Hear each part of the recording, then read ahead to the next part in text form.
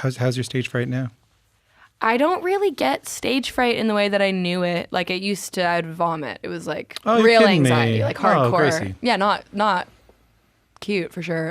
Not like, I'm a little nervous. No. It was like I'm puking for, 12 hours in the middle of the night kind of a thing. Okay. But now I just love it.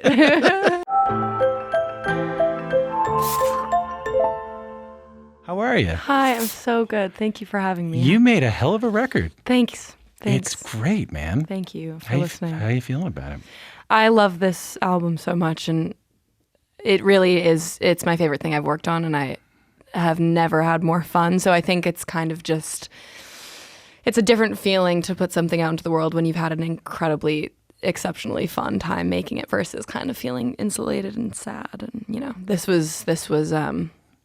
this feels like it matches the tone of where I'm at, period, right now. So it feels appropriate. It's a specific kind of joy you're talking about here. I read a quote from you that I was hoping to get you to illuminate or elucidate for me, which is that these songs sort of evoke the feeling or the feeling you had when you wrote these songs were the same kind of feeling one would get when they start falling in love or they start like having a crush on someone or they start feeling something for someone. What is that feeling and how does it relate to the way you were feeling around writing these songs? It's like, I find it to be a very physical sensation whenever I've started, liking somebody, I suppose. It's like I get like hot in the face and nervous and anxious and kind of like fidgety. And it was funny making all of the songs. Audrey Hobart, who is my dear friend and my roommate, we wrote a lot of these songs, most of them on our couch at home. And it felt like this very kind of theater kid, almost like performative thing when we were writing all the lines. In a way that felt like the physical embodiment of when you actually do really like someone so much. It's like what you would do in the most dramatic spaces, I suppose, kind of like literally dancing around our kitchen as we were writing these lines. It just felt like an exaggerated version of songwriting in a way that I hadn't done before that I love. I'm not sure I understand. So when you were writing these songs, you were literally like, feeling these emotions that you would feel. Yeah, and we were writing them like catching up. Between legs of tour, I would come home for a couple days and that's like all the time we'd get in the same space. And instead of just catching up over a conversation, which we totally did, it was also very much in real time. Like we were writing down all of our stories. So there's seeds of truth in all the songs, for sure. But then we were like, well, in general, it's such a dramatic, bizarre, confusing, exciting, frantic feeling when you like somebody. Yeah. We were just kind of writing with that same sort of urgency. Yeah. I find it interesting that you're right with Audrey. I think these songs are beautiful, like I told you, but you're sort of at this level, if you don't mind me saying, where like I would assume there are people who want to pick you up in a limo and take you to these rooms where there's 12 radio hit producers and this person, spooky concept. I'm not wrong. Yeah, I don't know about the limo, but there's people who want to pick you up on a dirt bike and drive you to a Schwinn bike and take you to a world in which there's people who are going to, hey, this person wrote this number one in this country and this person knows how to write this number one. And I don't think I'm wrong about that, or that would be the logical thing to do when you're about to do something this big, when you're doing the kind of tours that you're doing. And instead you're writing songs with your roommate, with your friend. I mean, I love making music with people who I know really well. And I feel like it has, aside from like just benefiting the authenticity of a story and like the truth behind it, being able to be as open as I can with people who I know and love. It's also like, I think that benefits the music for sure. But I also it's how I like to spend my time. Like I feel so lucky that I get to do this right now, that I get to make music and perform it. It's a dream. The kind of pairing of different people in rooms and stuff, like obviously that works. It works. I don't know how I would fare in a room like that. Why not? Because I'm not, like for me, writing music has always been from like a place of need to get something down. I'm like, it's just been my outlet since I was a kid. And I don't know how well I would do writing something that feels like real for me in a room full of people that I don't know at all. I'm not sure. I mean, I should give it a go, maybe. But you'd feel embarrassed, or it wouldn't feel pure. Not embarrassed, but I get nervous around the concept of like speed dating sessions like that, just because. I don't know. I feel like sort of more protective of like my stories. Yeah, I mean, that makes sense. It's how people wrote songs up until very recently. It's how people still write songs. Yeah. It's not. Yeah, exactly. I'm talking about it as if it's the exception. Yeah, no, totally. But sometimes it feels like being around the white hot center of the industry, which I don't feel like I spend much time. But even like living in LA, yeah, it does kind of feel like that is the norm in like pop music still. Yeah, it feels like in an industry that doesn't always reward artfulness, you're taking a risk. You're taking a chance on artfulness. It's a beautiful thing. Thanks. Can we talk about the I need to get something out with regards to one of the songs in the record? Yes. Let's listen to this one. God, I'm actually invested. Haven't even met him. Watch this be the wrong thing. Classic. God, I'm jumping in the deep end. It's more fun to swim and heard the risk is drowning, but I'm gonna take it.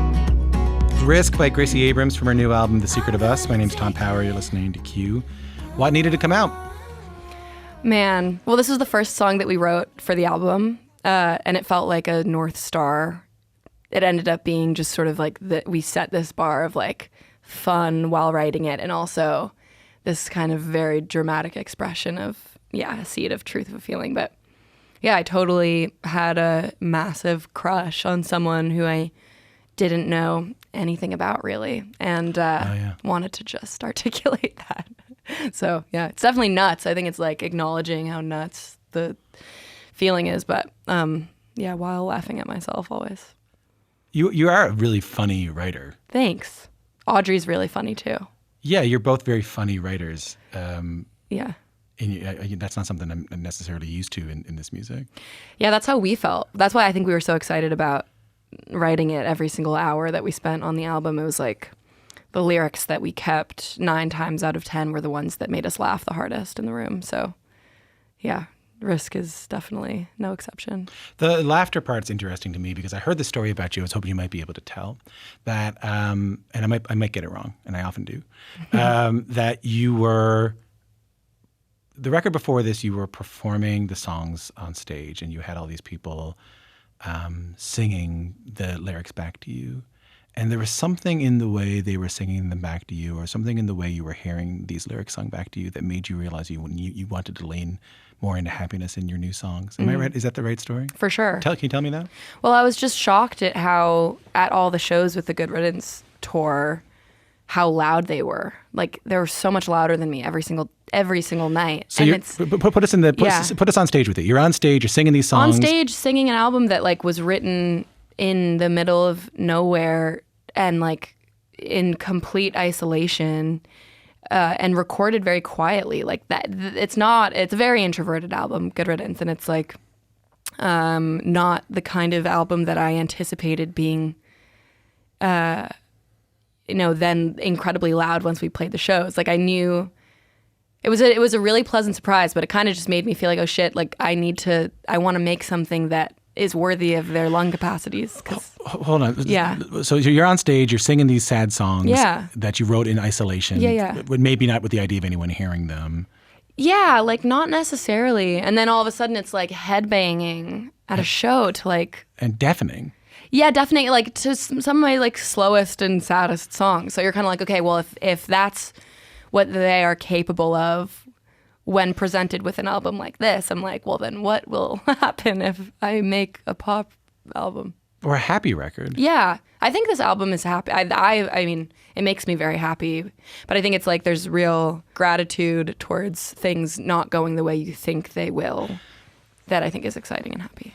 Is it ideological? Is it like, if these people are going to be singing my lyrics, I want them to be singing positive lyrics, or I want them to be singing, positive is the wrong word. I want them to be singing lyrics about the reality of life. I want them to be singing songs about making choices about the way you look at life. Yeah, I guess so. Because it's just like we're growing up together, like myself and the audience. Yeah. We're all kind of in the same age range for the most part, where like I think that these are universal experiences. And I think what's really nice about putting music out in my mind is that like the second it's not just on my phone anymore, it isn't about me at all. And it's why I'm a fan of music, is being able to connect my favorite artists' songs to, you know, very specific relationships in my life at any given time. Like I love the idea that we can all be in a room screaming about like unrequited love. Like it's very real. We all experience it in one way, you know, or another, I suppose. And so when you say that you write songs about, you know, unrequited love or dealing with stuff or having a crush on somebody that you don't even know, the way you write these songs is really interesting to me. There, some of them are, but most of them aren't. Here's how I feel. Here's a song about how I feel. The first verse is I feel this way. The chorus is I feel that way. The second verse is more about how I feel. They're story songs in a lot of ways. Tough Love is a song I really love in this record. Oh, thanks. It's a story. You're a very narrative storyteller in your songs. Can we talk about that for a second? So, like, who's influencing you there? Where does that come from? I mean, I feel like a lot of the artists that I fell in love with growing up wrote music like that. Like, I think the storytellers that I am moved, like, I mean, Joni is a great example, and so is Taylor. And, like, I think what I admire so much in other people's music is when there's, like, an exceptional level of detail, but it's also general enough that you can apply it to your own life if you're not the one who wrote it. And I think I was just really excited about the idea of making every single one of the songs feel like this story. So you were listening to like Joni, you were listening to like I was sitting in the bar. Yeah, exactly. And growing up, yeah. Not around, honestly, with all the stuff that, like all of these songs felt, I think they were far more influenced by just playing live shows than any other record. I feel like with Good Riddance, I was listening to specific stuff, or, you know, I don't know. This didn't feel like there were direct references, which was also really exciting and freeing, because it wasn't like we would sit down and be like, I want to write a Taylor-ish song. Yeah, no, we were just making each other laugh. I heard you met Joni. Yes. Scary. Like, not she couldn't be less scary, but I was horrified. It's good to clarify. No. She could not have been kinder to me. I was just so terrified because she's, you know, a hero, and I went up to her and I was sweating, and I was sitting at the table with Tanya from War and Treaty, and Tanya knows Brandi Carlile, and I had never met Brandi, but we'd sat down and Joni was like 2 tables away, and I was freaking out to Tanya, and I brought my mom, and my mom was the reason I grew up listening to Joni and all the things. And Tanya very generously, she was like, let me introduce you to Brandi, and she'll, like, you know, and I'm like, okay, but also just being introduced to Brandi Carlile in general, I was like, I'm gonna need a minute to like process this whole situation. And she did introduce me to Joni, and it was, I blacked out. What do you mean you blacked out? I mean, I just didn't know. I was like, I can't tell if I'm crying or sweating. I can't tell, like, if I'm saying real words to her right now. I just kind of tried to center immediately, because I didn't expect, I don't know, it was just, that's like Joni Mitchell. Like, what are you talking about? Like, to be in the same room, I was like, I'm done. Like, I gotta go. But to meet her and to tell her that I have her handwriting tattooed on my body, I was like, I'm sorry, but I need to let you know. You have what? I have her handwriting tattooed. I have River on my... So for the folks listening to this right now, Gracie's searching for it on her... It's right there. Can I see it? Yeah, it's right there. It's in her cursive. Oh, it says River. Yeah. Yep, it says River. Because of the song. Because of the song. From Blue. Mm-hmm. A favorite of yours? Yeah, like an all-timer. Well, hold on. Let's go back to the story. What did Joni say when you showed her that you had her handwriting? She just like chuckled and was like, "Oh, that's sweet." I was like, You probably think I'm crazy. No, she couldn't have been kinder. I was just like, thank you for even looking at me in the face, you know? Thank you, Joni Mitchell. Like, what? You know? So Joni in the house growing up? Yes. So my guess is, and listen, I'm not in the business of getting you to talk about your folks because I'm sure people want you to talk about your folks. Listen, I'm related to them. And I love them. Your dad, J.J. Abrams, filmmaker, a big shot producer, writer. Sure. Impressive, legendary dude. Your mom, Katie, is it McGrath? McGrath. Because you know where I'm from, it's McGraw. We pronounce that word McGraw. I have a cousin who, well, one of my mom, so my mom, yeah, McGrath, but then my mom's sister, my aunt, who was a McGrath, married a McGraw. So now she's a McGraw. So anyway. And it was Tim McGraw. Yeah, exactly. A lot of people don't know. It was Tim McGraw. That would be hysterical. Creativity, the reason I ask about this is creativity and artistry encouraged in the house is what I'm guessing. Yeah, totally. I think, they're just deeply supportive of the things that my brothers and I loved as kids. And I think that, I guess when I think about having grown up in that house, it's really like to know, I suppose, in the back of my mind, because I really, even at school and stuff, sometimes growing up, it was like one of those things where you always just want to avoid talking about it because like it's my dad. It's like, it's what he does for work, which I'm very happy that he does what he loves, but like I would avoid it at all costs. It wasn't like in our house at our kitchen table. Like we weren't talking about like, what happened on set today? Okay. I mean, some people are like that. Yeah, no, we're just, it wasn't a very present topic of conversation by any means, but I got to grow up knowing that my dad told stories and that you can not be, you can grow up and still want to do that. And like use your imagination and come up with characters. And I feel very lucky that the idea of doing that outside of our bedrooms like wasn't discouraged or squashed. What were you writing about when you were 8? Well, in third grade, I had a homeroom teacher encouraged us to keep a journal. Do you remember her name? Amy. She's epic. I love her. You called your homeroom teacher by the first name? Yeah, at our school. It was very like liberal. Yeah, artsy. it was. Yeah, it was. Yeah, my grade 3 teacher name, Mrs. Spurvey. Wow. Yeah, that's my grade 3 teacher. Now? She's in St. John's, I'm sure. Oh, nice. And where I'm from. Yeah, totally. Yeah, out there. Hey, Miss Spurvey. Miss you, Miss Spurvey. Miss you. I had cool Amy. I had cool Amy. I had a really cool Amy. Amy would get us like brain food during like testing weeks. She'd bake like little snacks and things. Anyway, she is the reason that I started writing because she would have us keep these journals, and she wouldn't like read them, but would check the date to see if we were keeping up and all that. So I got into daily writing, and then. The first song that I ever like remember writing was about losing my journal. Oh. Yeah, very sad, self-deprecating. Like. Do you remember a line? It was just kind of like I hate myself at 8. How sad. Oh, sad. Yeah, I know. Whatever. Amy, did you know you wanted to be a songwriter? Well, I just loved telling my stories when I could play an instrument with those stories. Like it was a deep privilege of growing up in my house. Was we had a piano, and so I would sit and mess around and figure it out. And I knew I wanted to do it forever, but I didn't. It was like the piano was in a room in the living room, kind of in the center of our house. And anytime anyone would walk by, I would stop playing because it wasn't like I want to be a performer. I was like, I don't want to be a performer. You didn't want to be a performer? No, I just wanted to write stories, and I loved doing it, and it just became my go-to kind of outlet. When did you? This is a big moment in a songwriter's life. When did you start performing your own songs on stage? Post-COVID, my first show ever was when quarantine was lifted. I thought you were performing before that. Mm-mm. Oh, that was.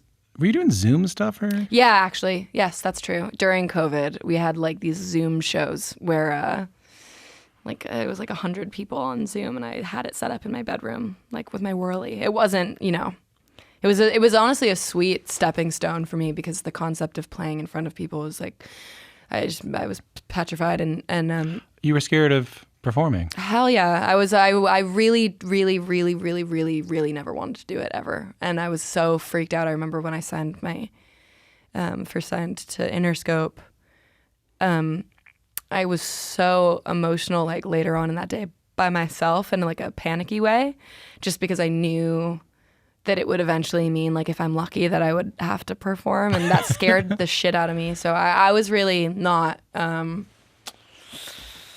up for it initially. But how's your stage fright now?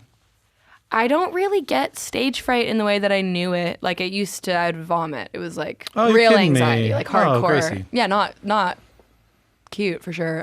Not like, oh, I'm a little nervous. No. It was like I'm puking for, 12 hours in the middle of the night kind of a thing. Okay. But now I just love it. I do love it now, honestly. I really do. I love it because the people that show up, the people that are like kind enough to spend their time and money and their lung capacities on our shows, I'm like, thank you and I love you. And it's instant joy and tends to recharge my social battery rather than drain it. Can I ask about the Eras Tour? Please. You opened up for Taylor Swift on some of the Eras Tour. You're going to be doing the Canadian leg of the Eras Tour in November too. You were talking earlier about, I said, who did you grow up listening to? And you said Destiny's Child, and you said Joni Mitchell, and you said Taylor. Oh, yeah. I've never actually heard. I was looking and reading, and I couldn't find the story anywhere. How do you find out that she knew about your music? So I think Aaron is the reason. Aaron Dessner, who you work with, who he produced for her, Evermore, Folklore, and the new one. Yeah. And he's done a bunch. They've just made so much music together at this point. It's so amazing. But he and I had worked together on an EP of mine like 4 years ago now, and then they were working together at a similar time, and I had never communicated with her. I'd never met her, but I got a text from her one day that like was from a random number, and I was positive it was just some stranger trying to be weird, and it wasn't. It was Taylor being very generous, and I went and hung out, and then I suppose the rest is history. Yeah, she's been so generous. It's constantly, she's such a great friend, and she's such a good person, and so it's funny to sometimes like zoom out of that for 2 seconds, and just like she completely influenced the way that I feel about music as a fan and as a writer and a performer, all the things. She's never not been in my life. Her music has always been there for me forever, and so to be in her orbit in any capacity is a real privilege, obviously, because I'm just learning so much all the time. What do you realize when you get to work with her creatively? I will say there's like her enthusiasm, there's like a physicality to it when writing that I feel like to see someone else do that was very encouraging and inspiring, because I think that like I feel like if you're writing something that makes you want to like run around the room and like flail your arms, whatever. Which yours did. You told me that story earlier. Exactly. Yeah. Like there, I think it's a good kind of metric to judge maybe how invested your audience will someday be if you're lucky. Like the way that she gets excited about certain lines, it's like, well, I want to make myself that excited about every line that I write now. Like she just constantly sets the bar higher and higher and higher, and so to watch it up close was super fun. We had an amazing time. It was like a very fun night, and neither of us anticipated, writing that day. I think it just like totally came out, and so we laugh. There's a world in which all this stuff happens, and all these songs start coming to you, and you start doing these gigs, and these gigs start coming towards you, and you start writing these songs, and you get to work with these folks, and it's kind of blasé or whatever.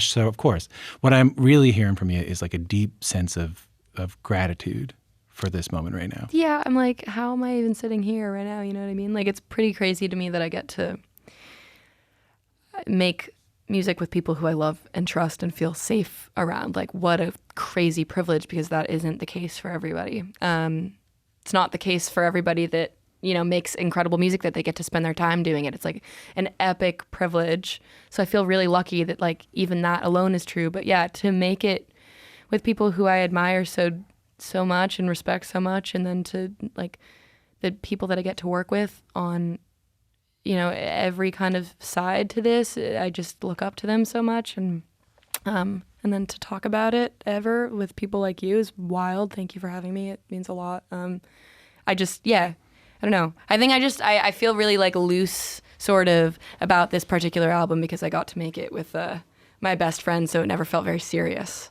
like in a great way. Mm-hmm. And so now I feel like just trying to have that stay true throughout all the other pieces that I'm always most nervous about. I think that's the journey of an artist. It really is. That's the journey of anyone who makes art. I really do. All right. Thanks for coming in. Thank you so much for having me. Nice to talk to you. So nice to meet you. Thank you.